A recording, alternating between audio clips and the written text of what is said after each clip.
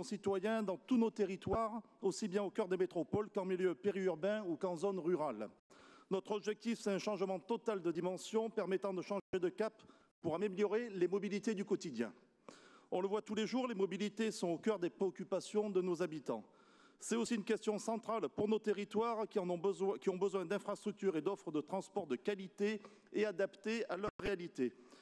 Les mobilités sont également essentielles pour répondre aux enjeux de décarbonation et de la lutte contre le réchauffement climatique. Notre ambition est de favoriser l'utilisation du train dans les déplacements du quotidien et faciliter la vie des usagers. Nous avons pour ambition d'augmenter fortement l'offre de TER de 30% et de passer de 220 000 à 300 000 voyageurs par jour, soit plus 40% dans les TER d'ici 2035. C'est pourquoi nous avons voté un investissement record de 5,7 milliards d'euros dans le ferroviaire d'ici 2035, avec des objectifs clairs. Plus de trains, plus de ponctualité, plus de confort. 1,5 milliard d'euros seront consacrés à l'achat de 150 nouvelles rames, ce qui va permettre d'augmenter notre capacité d'accueil de 60 000 places supplémentaires dans nos trains, en plus des 161 000 actuels. 1,5 milliard d'euros sont investis dans la maintenance lourde de notre parc pour garantir un service fiable, performant, décarboné. Et 2,7 milliards d'euros seront injectés sur l'infrastructure ferroviaire via les péages versés à SNCF Réseau et différents projets.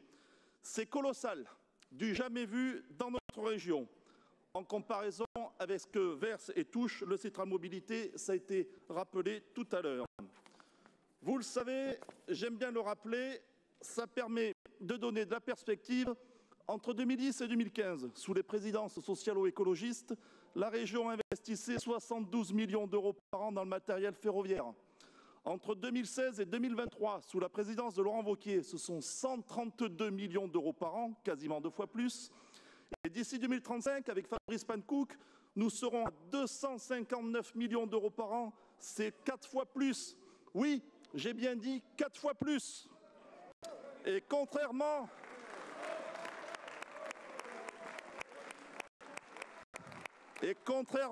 à ce que certains voudraient faire croire, une attention particulière est portée aux petites lignes qui représentent un tiers de notre réseau. La région est bien sûr opposée à leur fermeture quand elle est favorable à la réouverture de lignes, dont je vous rappelle que la prise en charge de l'infrastructure incombe à l'État et aux gestionnaires. J'en profite au passage pour saluer le travail remarquable de notre vice-président délégué au transport, Frédéric Aguilera, qui s'est engagé. Vous pouvez l'applaudir. Frédéric Aguilera, qui s'est engagé avec force et conviction pour lancer les 6 projets de CERM dans notre région avec la même attention et la même priorité. Et il pourra compter sur mon total soutien en tant que président de la SPL, Actif Ferroviaire et Appui à la Mobilité. Il ne doit pas y avoir de différence entre Clermont-Ferrand, Chambéry, le Franco-Genevois, Grenoble, Lyon et Saint-Étienne. Il n'y a pas de sous-métropole ou de territoire moins important qu'un autre. Rappelons que nous sommes la région la plus couverte de France, avec un tiers des SERM labellisés par l'État en Auvergne-Rhône-Alpes. Nous resterons très vigilants à ce que l'État tienne lui aussi ses engagements financiers. Avec nos 6 SERM, nous voulons très clairement favoriser les transports décarbonés, encourager le report modal, renforcer l'offre de transport collectif, lutter contre la congestion des métropoles, désenclaver les territoires périurbains et réduire les inégalités territoriales. Soyons clairs. Jamais une majorité régionale n'avait autant fait et investi dans les mobilités. Jamais. C'est sans précédent.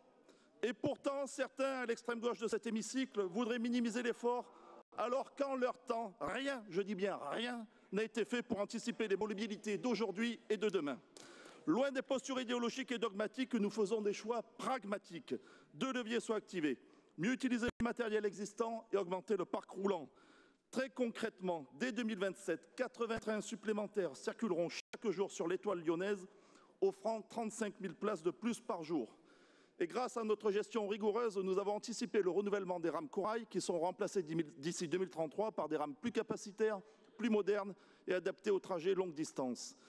Nous allons également créer 10 000 places de stationnement sécurisées pour les vélos dans nos gares d'ici 2035, avec gratuité pour les abonnés des cartes Oura, des TER et des cars région.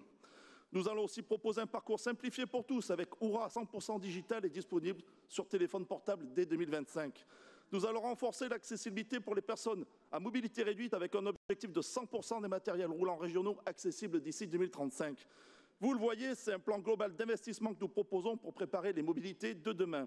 Et on ose nous accuser d'immobilisme, On nous dit qu'on manque d'ambition, on s'en étoufferait presque.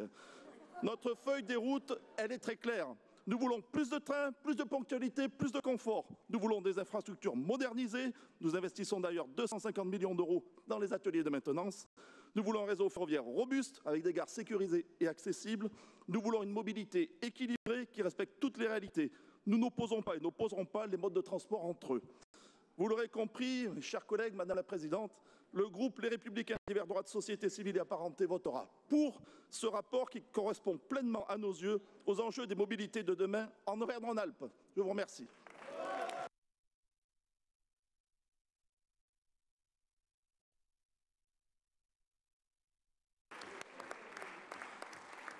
Merci, Monsieur Banino. Je laisse la parole à Monsieur Lacroix pour le groupe PRG.